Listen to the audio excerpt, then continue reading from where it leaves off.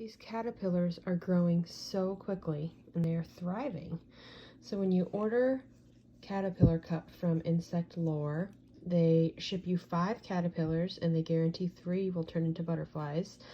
I was actually a little worried because these had a delay at the post office and it was kind of hot that week and they didn't arrive until maybe 3 days later than they were supposed to.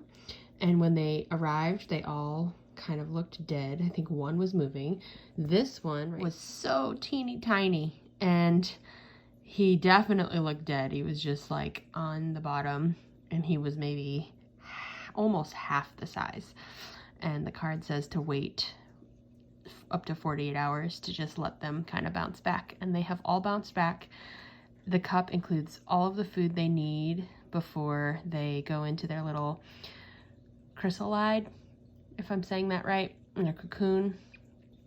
And even some nights, I check on them every day and every night. Sometimes they do look like they're dead on the bottom, and then the next morning they'll just be kind of kicking it.